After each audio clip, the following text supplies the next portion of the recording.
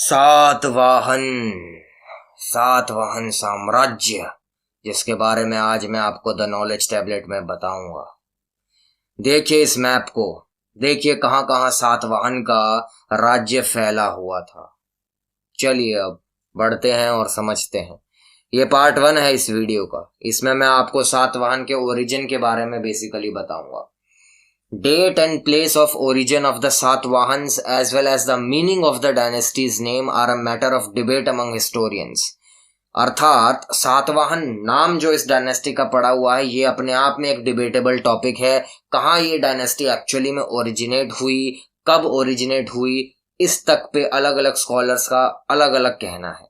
आज के टाइम के महाराष्ट्र, आंध्र प्रदेश, कर्नाटका, तेलंगाना, इन सभी को कहा गया है कि ये सभी, कभी कहा जाता है कि महाराष्ट्र, कभी कोई कहता है कि आंध्र प्रदेश, कोई दूसरा कहता है कि कर्नाटका, कोई कहता है कि तेलंगाना, इनका ओरिजिन वाला प्लेस रहा है जहां से ये बने हैं, उत्पन्न हुए हैं, आगे बढ़े हैं, अपनी डायनेस्टी को फैलाया है। इनका ओरिजिनल होमलैंड, इनका नेटिव प्लेस कहलाया है।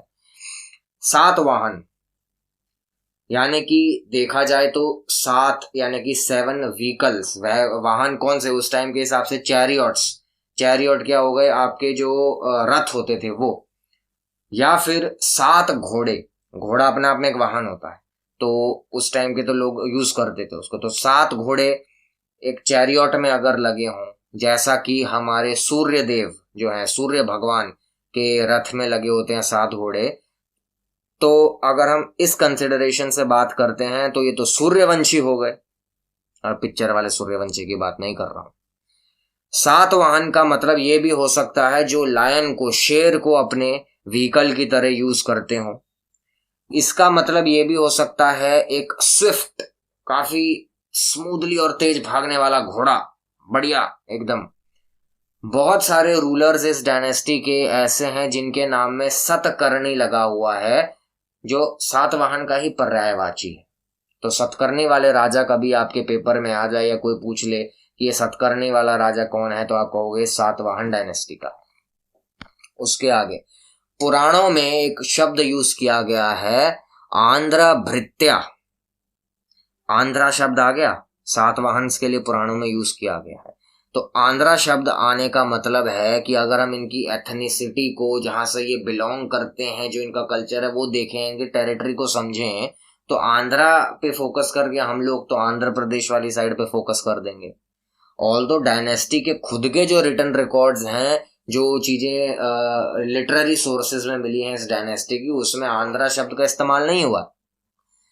तमिल की एक जो गाथा है सीलापट्टिकरम, उसमें नुरुवर कन्नर के बारे में लिखा हुआ है। कहा गया है कि ये जो नुरुवर कन्नर था, इन्होंने चेर राजा की जिसका नाम था सेंगुत्तुवन, उनकी मदद करी थी जब हिमालय की तरफ उन्होंने कैंपेन किया था। ये हिमालय कैंपेन क्या है? ये हिमालय कैंपेन हिमालय पे चढ़ने का कैंपेन नहीं है। कैंपेन उस टाइम में मिलिट्री कैंपेन्स होते थे। तो ट्रांसलेशन अगर हम करते हैं नुरुवर कन्नर की, तो ये आता है 100 कर्णास, यानी कि सतकर्णी, यानी कि सातवाहन। इसका मतलब नुरुवर कन्नर क्या हो गया? सातवाहन डायनेस्टी का हो गया। तो तमिल के अंदर एक रिकॉर्ड में ये चीज मेंशन हुई। फिर कथा सरित सागर, उसमें अस्क्राइब किया गया है। तो अस्क्राइब का मतलब मैंने यहाँ ब्रैकेट में डाल दिया, टू असाइन। किसी चीज को आप असाइन कर देते हो, मतलब एस्क्राइब, मैं इस चीज को यहाँ असाइन करता हूं, मैं यानी कि इस चीज को इस पे एस्क्राइब करता हूं। तो कथा सरित सागर के अंदर मेंशन्ड है कि एक विडोड, मतलब एक राजा था जिसकी पत्नी की डेथ हो गई। अब उसका कभी कोई बच्चा भी नहीं हुआ। नाम था इसका दीपकर्णी। ये जो दीपकर्णी था, इसकी किस्मत में एस्ट्रोलॉजी ने ये लिखा था, किसी एस्ट्रोलॉजर ने ये कह दिया कि भाई आपका जो उत्तराधिकारी होगा वो एक ऐसा बच्चा होगा जो शेर के ऊपर बैठता हो, शेर पे बैठ के राइड करता हो। एक बार ये राजा जंगल में हंट करने जाते हैं तो उन्हें एक ऐसा बच्चा मिल जाता है जो एक शेर के ऊपर बैठ करके जा रहा है, और वो शेर कोई मामूली शेर नहीं है, एक यक्ष है जिसने शेर का रूप धारण किया हुआ है। उस यक्ष का नाम होता है सत। यक्ष क्या होते हैं? यक्ष या यक्षिणी होते हैं, मैंने पिछली वीडियो में भी आपको बताया था, मारीच वाली वीडियो में, कि नेचर की जो अलग अलग फोर्सेस होती हैं उनके जो लोकल लेवल के भगवान होते हैं उनको यक्ष या यक्षिणी कहा जाता है। तो ऐसे ही सता नाम का जो था यक्ष, वो लायन में चेंज था और उसके ऊपर बैठ करके बच्चा जा रहा था, तो इसको राजा अडॉप्ट कर लेता है, जिसको फिर सतकर्णी कह सकते हो आप। सत के ऊपर सता, शेर के ऊपर बैठ, सता नाम के यक्ष के ऊपर बैठ करके जब वो शेर की फॉर्म में था, ये जा रहा था बच्चा, तो सतकर्णी हो गया ये, यानी कि सातवाहन। एट कोटिलिंगला इन तेलंगाना, अब तेलंगाना पे हम शिफ्ट होते हैं, वहां पर कॉइन्स मिले हैं जो सातवाहन रूलर्स के हैं।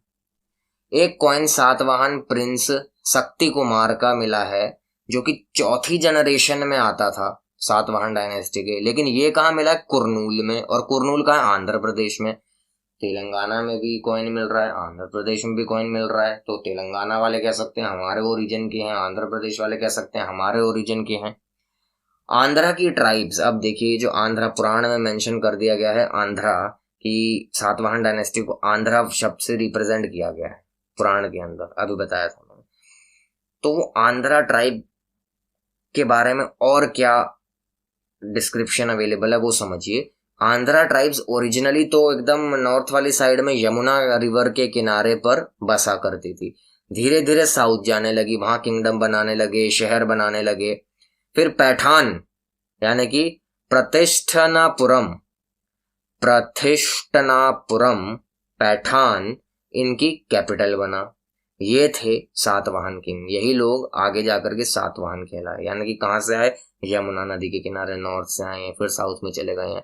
मैगस्थनीज ने भी चंद्रगुप्त मौर्य के टाइम में, मैगस्थनीज था ना, उसने अपनी बुक इंडिका, जो मैंने स्टार्टिंग में चंद्रगुप्त मौर्य वगैरह वाले वीडियो में आपको बताई है, उसने भी इन ट्राइबल लोगों के बारे में बताया हुआ है जो यमुना के किनारे रहते थे। आंध्रा मेंशन किया गया है और यही फिर सातवाहन बने हैं आगे जाकर के।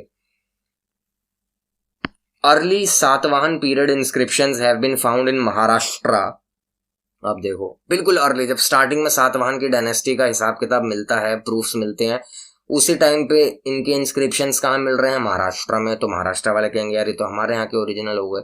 केव नंबर 19, गुफा नंबर 19, पांडव लेनी केव्स नासिक के अंदर जो हैं, नाने घाट के इंस्क्रिप्शंस में भी और नासिक की इन केव्स के अंदर भी, इन दोनों जगहों पर ये मिलते हैं सातवाहन डायनेस्टी के इंस्क्रिप्शंस। एक इंस्क्रिप्शन सांची में मिला है, वो कहाँ है? मध्य प्रदेश में। बताओ कहाँ तक फैले हुए हैं। केव नंबर 19 की मैंने यहाँ पर आपको ये फोटो दिखाई है, देखिए लिखा हुआ है उसके राइट में, केव नंबर 19 है, सातवाहन किंग कान्हा की, नासिक के अंदर, 1st सेंचुरी बिफोर क्राइस्ट का ये टाइम के अकॉर्डिंग है। और नीचे वाली जो फोटो है ये नाने घाट का इंस्क्रिप्शन है, ये भी सातवाहन के टाइम का खुर्दा हुआ इंस्क्रिप्शन है, क्राइस्ट के जन्म लेने से 70 के करीब सालों पहले का, सतकर्णी वन जब राजा था तब का। अब जो टर्म मैंने कुछ टाइम पहले आपको पुराण में बताई थी, आंध्र भृत्यास, इसका मतलब होता है आंध्र सर्वेंट्स, यानी कि इन लोगों को सर्वेंट कहा गया है। ये इसका दो मतलब हो सकते हैं, एक ये कि आंध्राज यानी कि ये जो ट्राइब थी जो आगे जाके सातवाहन बनी है, ये ओरिजिनली तो सर्वेंट थी। किसकी सर्वेंट थी? या तो उस टाइम में भैया मौर्य बहुत टॉप लेवल पे थे और उनके जाने के बाद कौन आए थे? शुंगा आए थे, तो उनमें से किसी के, ये दोनों डायनेस्टी मैं आपको बता चुका हूँ नॉलेज टैबलेट के ऊपर, पुराने वीडियोस जाकर के देख लीजिएगा। तो या तो मौर्यास या तो शुंगास, इनके ये सर्वेंट्स रहा करते थे। कुछ स्कॉलर्स का कहना है कि ये दोनों डायनेस्टी नहीं, कोई और तीसरी शायद डायनेस्टी हो सकती है जिसके अंडर ये लोग उस टाइम पे सर्वेंट हुआ करते होंगे, यानी कि किसी ना किसी के अंदर तो लेकिन ये थे। कुछ स्कॉलर्स का कहना है कि कन्नड़ ओरिजिन भी इनका हो सकता है, यानी कि ये डायनेस्टी कर्नाटका से जो है बिलोंग करती है, और कुछ आंध्रा रूलर्स होंगे जिनके ये सर्वेंट थे, यानी कि ये आंध्रा से इनको थोड़ा अलग मानते हैं कि आंध्रा भी कोई ट्राइब या किंगडम कुछ रहा होगा, और ये जो सातवाहन है ये उनके कभी के वो रहे होंगे सर्वेंट्स, या आंध्रा के सर्वेंट्स रहे होंगे, इसलिए इनका नाम आंध्र भृत्या बोला गया है, कुछ ये मानते हैं। टॉलेमी भी मेंशन करता है एक सातवाहन किंग के बारे में, अपनी बुक में लिखता है सायर पोलेमायोस, और हम अपने रिकॉर्ड में उसको समझते हैं श्री पुलुमई या पुलुमवी जिसको कहा जाता है। कन्नड़ शब्द से ये निकला है, तो फिर से कन्नड़ यानी कि कर्नाटका से रिलेशन हो गया। पुली शब्द, पुली का मतलब फिर टाइगर। तो कुछ स्कॉलर्स कहते हैं कि जो पुलुमई है ये कन्नड़ में पुली मई है, यानी कि one with the body of a tiger. तो फिर टाइगर से, लायन से, इंच से रिलेट कर दिया, सातवाहन पे चले गए फिर से आप। तो कन्नड़ ओरिजिन भी सातवाहन के बता दिए गए हैं। तो ये पार्ट 1 था सातवाहन डायनेस्टी का, जो कि इनके ओरिजिन से रिलेटेड था कि सातवाहन डायनेस्टी कहां से आई। कंफ्यूजन है हर जगह से, इनका थोड़ा थोड़ा थोड़ा थोड़ा प्रूफ मिलता है कि शायद ही यहां से आई। कुछ स्कॉलर कहते हैं शायद ही यहां से आई। आप और मैं तो स्कॉलर नहीं है, जो अलग अलग स्कॉलर कहेंगे हम वो मान लेंगे। तो चलो, अभी 10 तरीके के स्कॉलर ने जो बातें करी, हम लोगों ने वो ज्ञान ले लिया। दुनिया को यही पता है कि वो शायद यहाँ यहाँ यहाँ से आई, तो अब हमें भी वही पता है कि शायद ये लोग यहाँ वहां कहीं से आए हैं। कैसे, इनके नाम का क्या मतलब निकलता है। आगे की जो वीडियोस होंगी उसमें मैं आपको सातवाहन डायनेस्टी के राजाओं के बारे में बताऊंगा और बाकी डायनेस्टी के बारे में बताऊंगा इनकी। ठीक है, तो अब आप सब्सक्राइब कर दीजिए इस चैनल को आगे की पूरी नॉलेज लेने के लिए। पिछले वीडियोस देख लीजिए जा करके। वीडियो पसंद आया तो लाइक कर दीजिए।